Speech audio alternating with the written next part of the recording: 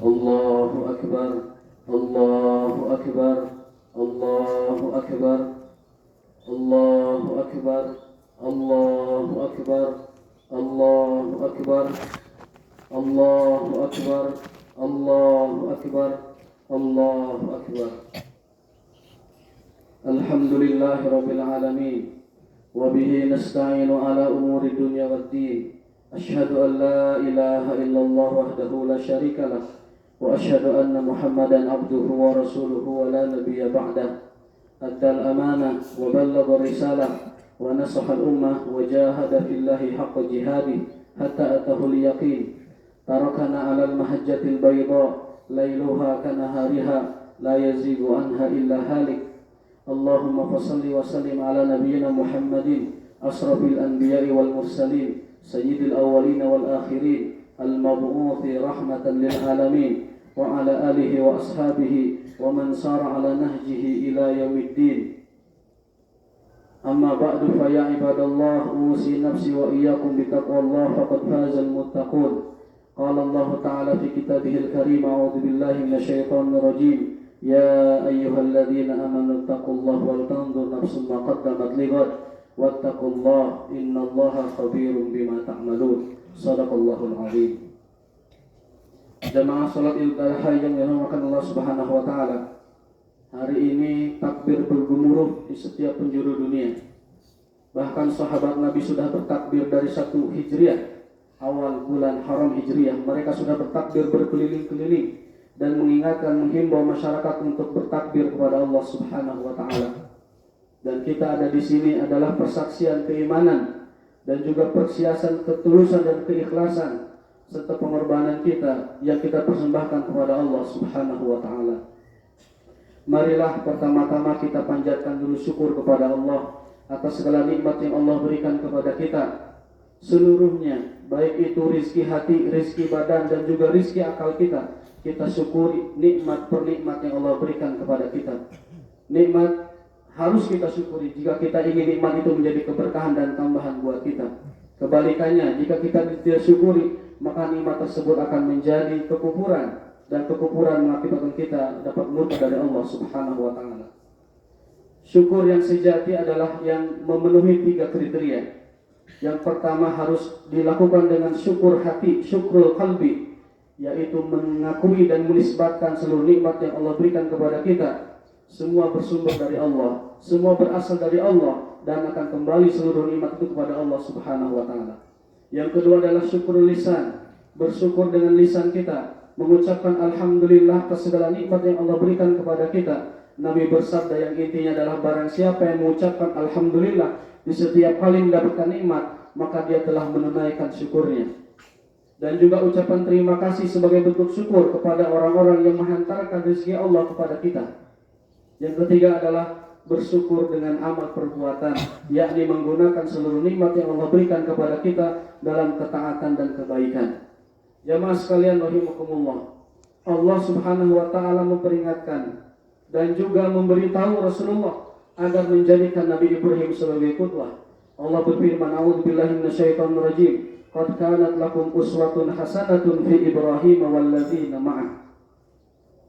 Kita dapat mempelajari dari sejarah hidup Nabi Ibrahim alaihissalam beberapa pelajaran. Di antaranya adalah beliau merupakan orang yang konsisten dalam kebenaran sejak masa kecil hingga akhir hayat beliau. Tidak goyah oleh syubhat dunia, tidak goyang oleh syahwat dunia dan juga syubhatnya. Beliau tetap istiqamah, tetap teguh, tetap tegar apapun yang dihadapinya. Ketika masih muda beliau menghadapi raja yang sangat zalim, yaitu Namrud. Juga beliau menghadapi sanak keluarganya yang memaksa dia untuk kafir dan musyrik kepada Allah. Tetapi Ibrahim dengan argumentasi yang tegas, dengan jawaban yang logis dan dengan penuh keimanan, Ibrahim dapat melalui itu dengan baik. Hingga akhir hayat beliau sebelum meninggalnya diperintahkan untuk menyembelih anaknya. Itu pun beliau hadapi dengan kesabaran dan juga keteguhan. Ini adalah perintah Allah dan tidak ada reserve, tidak ada penolakan terhadap segala perintah Allah Subhanahu wa taala. Kita dapati orang-orang sekarang ada yang di masa muda begitu semangat, begitu gairah memperjuangkan kebenaran, begitu kencang teriakannya mendengar kebenaran, tetapi ketika mulai dihantam oleh syubhat dunia, oleh syahwat dunia, godaan-godaan dan sebagainya, banyak orang yang akhirnya menyimpang dan membelok dan bahkan memusuhi kebenaran itu sendiri. Nabi Ibrahim memberikan kita contoh agar kita istiqomah dari kecil hingga dewasa, hingga masa tua, hingga bertemu dengan Allah dalam keadaan tauhid dan iman kepada Allah. Husnul khatimah adalah ketika seseorang meninggalkan dunia ini dalam keadaan bertauhid dan tidak melakukan kemusyrikan apapun. Pelajaran kedua yang dapat kita petik dari kisah Ibrahim adalah beliau senantiasa berbaik sangka, husnuzon kepada Allah Subhanahu wa taala.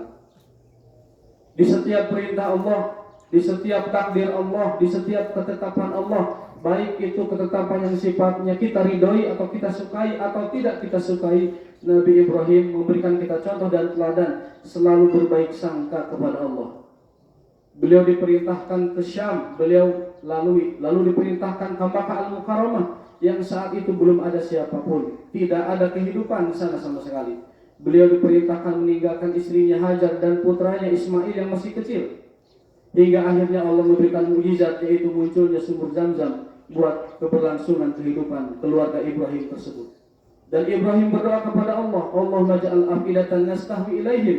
Ya Allah, jadikan negeri ini Mekah pada suatu hari negeri yang sangat dicintai dan didambakan.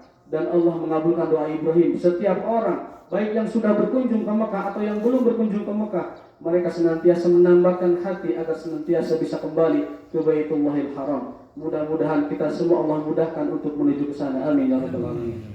Jamaah sekalian yang dimuliakan oleh Allah Subhanahu wa taala. Ketika Ibrahim menerima perintah untuk mendakwahkan tauhid, beliau mendapat musibah, beliau mendapatkan bala, beliau mendapatkan perlawanan sengit dari kaumnya. Bahkan ayahnya sendiri memaksa beliau untuk keluar dari tauhid dan memeluk agama nenek moyangnya. Tetapi Ibrahim dengan penuh sabar dan penuh dialog menjelaskan dengan sangat logis dan sangat bijaksana dakwah tauhid yang beliau emban tersebut. Kemudian menghadapi raja yang zalim, beliau juga tegar. Ketika raja tersebut menantang, siapa Tuhanmu? Allah. Apa bisa Tuhanmu? Tuhanku bisa menghidupkan dan mematikan. Lalu raja itu dengan zalim mengatakan, Ana uhyi wa umit, aku pun bisa mematikan dan menghidupkan. Didatangkanlah seseorang, lalu dibunuh oleh raja itu, lalu dibiarkan seseorang tetap hidup. Maka raja itu mengatakan bahwa ini telah aku bunuh dan ini telah aku biarkan hidup. Apalagi yang bisa Tuhanmu? Nabi Ibrahim mengatakan dengan jawaban yang tidak bisa dibantah. Qala rabbi ya'ti bisyamsi minal masyriq fa'ti biha minal maghrib. Wahai Tuhan Raja, Tuhanku dapat mendatangkan matahari terbit dari timur. Sekarang silahkan Tuhan menerbitkan matahari dari arah barat. Maka raja itu juga bengong. Fabuhitalah di kapal, tidak bisa menjawab. Dan akhirnya tidak ada jawaban yang pantas untuk Ibrahim kecuali dia dihukum dan juga dibakar saat itu selama 40 hari. Tapi Allah berikan mukjizatnya, dijadikanlah api yang panas itu menjadikan dingin. Bardan wassalaman ala Ibrahim. Itulah pelajaran yang kedua, kita harus senantiasa berbaik sangka kepada Allah di setiap perintah dan larangannya, di setiap takdir baik dan takdir buruknya, di setiap ketetapan yang kita sukai dan tidak kita sukai. Pasti ada hikmah, pasti ada kebaikan. Keyakinan seperti inilah yang menumbuhkan keimanan dan baik sangka kita kepada Allah Subhanahu wa taala. Dalam sebuah riwayat hadis Bukhari, ada seorang disebutkan di masa lalu dia banyak berdosa, lalu bertaubat di akhir hayat. Sebelum taubat dia berpesan, berwasiat kepada keluarganya, nanti kalau aku mati, bakarlah diriku, jenazahku, kemudian setelah itu wadahin dengan suatu wadah dan taburkanlah di laut. Ini syariat zaman dulu, tidak berlaku untuk syariat zaman sekarang. Ketika itu Allah SWT menghisab dia, mempertanyakan, kenapa kau lakukan itu? Jawaban hamba tersebut dalam hadis disebutkan bahwa, ya Allah, aku lakukan ini karena aku takut siksa dan azabmu. Sehingga aku berharap dengan dihancurkannya jenazahku, dibuang ke laut, tidak ada lagi diriku, dan aku tidak akan mendapatkan azab darimu. Dia berbaik sangka kepada Allah dengan takutnya, sehingga dia melaksanakan itu. Apa Allah bilang? Allah katakan padanya bahwa orang ini telah diampuni dan dia layak masuk surga. Ada lagi orang yang berdosa selama masa hidupnya, kemudian dia bertaubat kepada Allah, berdosa lagi dan berjanji tidak akan mengulangi, Allah ampuni. Kemudian berdosa lagi, mengulangi lagi, dan dia bertaubat lagi, Allah ampuni. Lalu yang ketiga dia berdosa lagi, menyesal lagi dan minta ampun lagi, Allah ampuni. Sampai Allah mengatakan sambil tersenyum, lakukan sesukamu apa yang kamu inginkan. Kenapa? Karena orang ini hidup dalam baik sangka kepada Allah. Meskipun dosanya banyak, tetapi baik sangkanya kepada Allah lebih besar dari dosanya. Dia selalu mengatakan bahwa tidak ada yang dapat mengampuniku kecuali Engkau ya Allah. Tidak akan yang dapat menolongku di akhirat nanti kecuali Engkau ya Allah. Maka orang ini pun diampuni oleh Allah Subhanahu wa taala, bahkan sampai Allah dalam hadis bukan tersenyum karena kelakuan orang tersebut. Inilah yang kita maksud dengan husnuzon, baik sangka kita kepada Allah. Kadang kita menemui kesulitan, kadang kita menemui kesukaran, kadang kita menemui banyak masalah, tetapi kedepankanlah baik sangka, maka itu akan menjadi baik bagi kita. Al khairu bima ikhtarallah. Yang namanya kebaikan itu adalah segala apa yang Allah pilihkan untuk kita. Al khairu khiratullah. Kebaikan itu adalah setiap pilihan Allah Subhanahu wa taala. Lalu pelajaran ketiga adalah Nabi Ibrahim selalu mengedepankan metode dan suasana dialogis kepada keluarganya. Tidak memaksakan kehendak, tidak dengan amarah dan emosi, tetapi beliau selalu mengedepankan dialogis. Buktinya ketika beliau diperintahkan untuk menyembelih anaknya, beliau bertanya dulu kepada anaknya, Inni ara fil manami ani azbahuk fanzur madza tara. Wahai anakku, aku melihat aku menyembelihmu. Apa pendapatmu? Anak-anak yang soleh yang terbina dan terdidik dalam tarbiyah tauhid dan tarbiyah kepatuhan kepada Allah Subhanahu wa taala, kepada ayahnya, anak tersebut mengatakan, ya abati fa'al ma tu'mar. Wahai ayahku, lakukan apa yang diperintahkan kepadamu. Satajiduni insyaallah minas sabirin. Nanti kau akan dapatkan aku dalam keadaan bersabar kepada Allah Subhanahu wa taala. Inilah kehebatan Nabi Ibrahim, di mana beliau senantiasa mengedepankan dialogis dalam setiap urusan yang menimpa keluarga dan juga beliau sendiri. Kita hidup di dalam keluarga di era modern terutama, maka metode Nabi Ibrahim patut kita jadikan sebagai qudwah dan contoh. Kita kedepankan dialog dengan anak-anak kita. Kita kedepankan dialog dengan keluarga, istri, pasangan kita. Seorang salaf mengatakan, Sufyan bin Uyainah rahimahullah mengatakan bahwa masa pendidikan anak itu ada 3 fase. 7 tahun pertama, manjailah anak-anak kita. Anggap dan angkat dia sebagai raja. Manjakan, sayangi dia, lembuti dia, dan lain sebagainya. Seperti bak seorang raja dan permaisuri. 7 tahun pertama. 7 tahun kedua, jadikanlah anak kita sebagai teman, sebagai orang yang bisa diajak berpikir dan mengobrol. Lalu setelah 7 tahun ketiga, maka jadikan anak kita sebagai mitra. Itulah pedoman salaf dalam didik anak mereka. 7 tahun pertama dengan sayang dan kelembutan. 7 tahun kedua dengan ketegasan dan juga dengan aturan yang disepakati. 7 tahun ketiga dia sebagai mitra dan sahabat kita di dalam kehidupan. Jamaah sekalian rahimakumullah. Lalu pelajaran yang ketiga dari kisah Ibrahim alaihissalam adalah beliau itu senantiasa mendoakan orang-orang. Beliau mendoakan untuk dirinya, beliau mendoakan untuk keluarganya, beliau mendoakan juga untuk umatnya dan seluruhnya. Itulah kebiasaan beliau. Sehingga kita dapati ada banyak dalam Al-Quran doa-doa yang dibaca oleh Nabi Ibrahim alaihissalam. Yang pertama, beliau mendoakan dulu untuk dirinya. Sebagaimana dalam firman Allah, a'udzubillahi minasyaitonir rajim, inni wajjahtu wajhiya lilladzi fataras samawati wal ardh hanifa wa ma ana minal musyrikin. Itu doa beliau untuk diri beliau. Yang kedua, Rabbi habli hukman wa alhiqni bis sholihin. Ya Allah, berikan hamba hikmah dan sertakan aku dengan orang-orang soleh. Kumpulkan aku bergaul dengan orang-orang soleh. Karena istiqomah membutuhkan orang-orang soleh. Agar kita bisa istiqomah, kita harus memenuhi 3 syarat.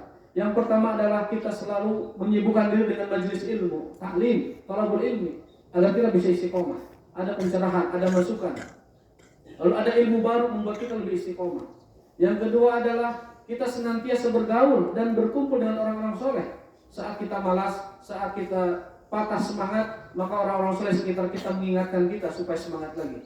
Dan yang ketiga, istiqomah adalah kita senantiasa mujahadatun nafsi, selalu memaksakan diri agar tetap ada dalam kebaikan.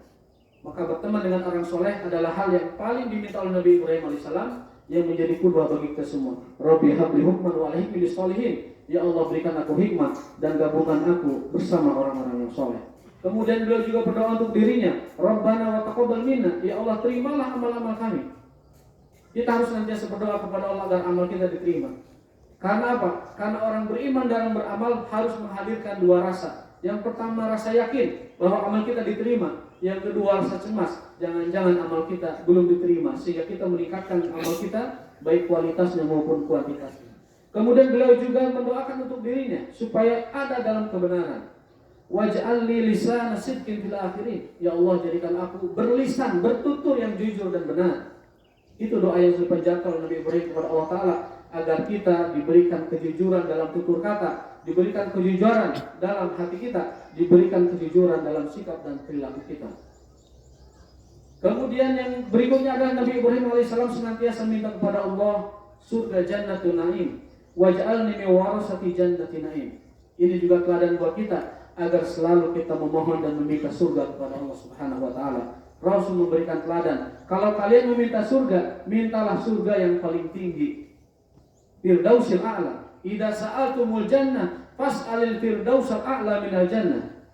Jangan tanggung-tanggung dalam berdoa. Mintalah sesuatu yang paling hebat dan paling besar yang kita inginkan dari Allah Subhanahu wa taala. Karena Allah adalah Maha Pemurah dan Maha Pemberi kepada hamba-hambanya. Kalau kalian minta surga, mintalah yang tertinggi. Ini mengajarkan kepada kita agar selalu optimis, dapat meraih yang terbaik, dapat meraih yang terhebat yang bisa kita raih dengan izin Allah Subhanahu wa taala. Kemudian beliau selalu mendoakan keluarga. Kita kadang soleh sendirian, menasihati istri, menasihati anak, menasihati keluarga, tapi kita jarang menundukkan diri di malam-malam yang dingin, di malam-malam yang gelap, di sepertiga malam berdoa kepada Allah untuk kebaikan keluarga kita. Nabi Ibrahim AS memberikan kita contoh, senantiasa berdoa untuk keluarga kita. Di antara doanya adalah Rabbi habli minas sholihin. Ya Allah, karuniakan hamba-hamba anak-anak yang soleh. Hidayah ada dua. Ada hidayatul irsyad, di mana kita menasihati, ustadz menasihati, ulama menasihati, Nabi menasihati umatnya. Itu hidayatul irsyad, semua orang bisa melakukan hidayatul irsyad. Karena hidayah irsyad adalah hidayah yang dapat diupayakan oleh manusia. Tetapi yang menentukannya adalah hidayatul taufik, hidayah dari Allah Subhanahu wa taala, pemilik prerogatif untuk menentukan orang ini dapat hidayah atau tidak. Maka hidayah taufik upayanya adalah dengan berdoa serendah-rendahnya, dengan berdoa sekuat kita bisa kepada Allah Ta'ala agar dijadikan kita dan keturunan sebagai orang-orang yang soleh. Irsyad sudah kita tunaikan, tinggal doa dan juga taufik yang kita mintakan kepada Allah Subhanahu wa taala. Rabbi habli minas sholihin. Contoh yang kedua, doa Nabi Ibrahim untuk keluarganya. Rabbi ja'alni muqimas shalah wa min dzurriyyati. Ya Allah, jadikan hamba dan keluarga hamba orang-orang yang mendirikan salat, dan terimalah doa kami. Seolah ayat ini memberi isyarat bahwa agar diterima doa kita, kita mesti menunaikan salat dengan baik. Berikutnya adalah Rabbana firli wali walidayya walil mu'minin. Beliau senantiasa mendoakan keampunan untuk dirinya, orang tuanya, dan juga kaum muslimin yang lain. Yang terakhir, doa Nabi Ibrahim adalah beliau senantiasa berdoa untuk umatnya. Di antara doanya adalah Nabi Ibrahim memintakan kepada Allah agar dikaruniakan seorang rasul yang dapat membimbing umat manusia pada kebenaran. A'udzubillahi minasyaitonirrajim. Rabbana wab'ats fihim rasulan minhum yatlu 'alaihim ayat. Ya Allah, karuniakan untuk umat manusia seorang rasul dari kaum mereka sendiri, membacakan kitab suci, menyampaikan kebenaran, dan doa tersebut diijabah dengan diutusnya Rasulullah Nabi Muhammad sallallahu alaihi wasallam.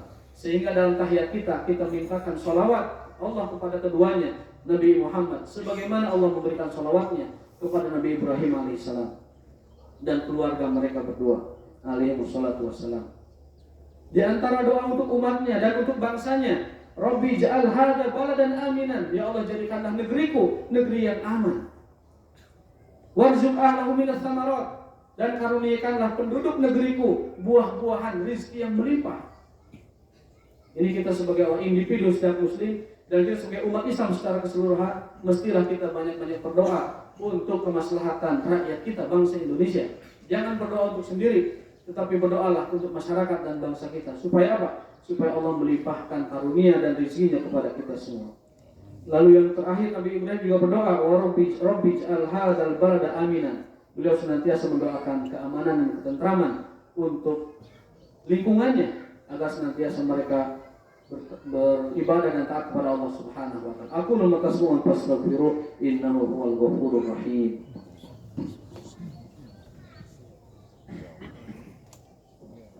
Alhamdulillahirabbil alamin wa bihi nasta'inu ala umuri dunya wa din asyhadu an la ilaha illallah wa la syarika lah wa asyhadu anna Muhammadan abduhu wa rasuluhu wa la nabiyya ba'dah.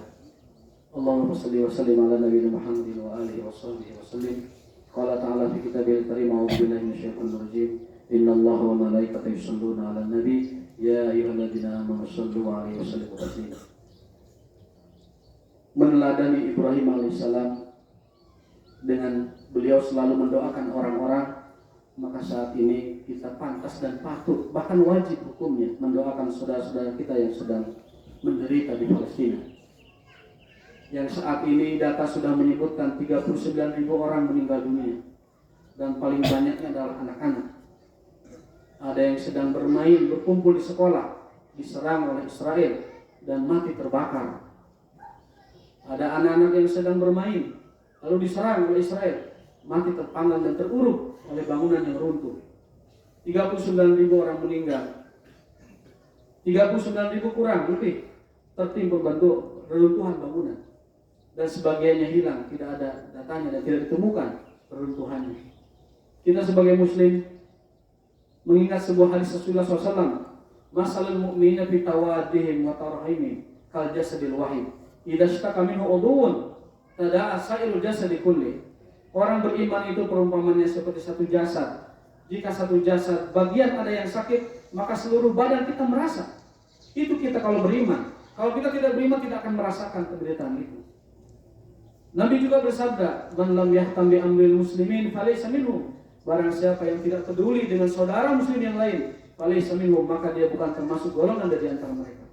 Kewajiban kita adalah mendoakan mereka. Mendoakan supaya Allah segera memerdekakan bangsa yang belum merdeka sejak semua orang bangsa mereka. Kewajiban kita juga memberikan kepada mereka bantuan doa, uluran doa, dan jika kita mampu kita ulurkan juga bantuan-bantuan sifatnya materi. Marilah di hari yang baik ini, di Idul Adha yang penuh khidmat ini, kita berdoa kepada Allah Subhanahu wa taala dengan memanjatkan tangan kita kepada Allah. Kita doakan agar saudara kita Allah segera berikan solusi, amin ya rabbal alamin. Allahumma qina muslimina wal muslimat wal mu'minina wal mu'minat al-ahya'i wal amwat innaka sami'un qaribun mujibud da'wat wa ya qadiyal hajat. Rabbana zalamna anfusana wa lam taghfir lana wa tarhamna lanakunanna minal khasirin. Rabbana la tad'alna fi hadzal maqami dhanban illa ghafartahu wa la daynan illa saddaqtahu wa la maqruban illa nafastahu wa la mayyitan illa ghafartahu wa la maridan illa syafaitahu wa la hajatan min hawaiji dunya illa qadra wa nafiya shalah illa wa yasartaha ya akramal akramin wa ya mujibas sa'ilin. Allahumma anjil mustad'afina fi Filastin wa fi kulli makan. Allahumma ansuril mujahidin fi Filastin wa fi kulli makan. Allahumma shdud waq'ataka 'ala al-yahudi wa khulafaihim. Allahumma damirhum kulla tadbir. Allahumma ya Allah ya rabbal alamin. Allahumma ja'al fi awqina sayyidil muslim. Allahumma ibadah Indonesia baldatun thayyibatun wa rabbun ghafur. Waj'al hadzal balad Indonesia baldan amin wa innaka wasayyidul muslimin. Waj'al Indonesia tahkum fiha ayatuka wa ahkumuka ya rabbal alamin. Allahumma qawwi du'afa'al muslimin. Allahumma qawwi fuqara'al muslimin. Allahumma agni masakinal muslimin ya rabbal alamin. Subhana rabbika rabbil izzati amma yasifun wa salamun alal mursalin walhamdulillahi rabbil alamin.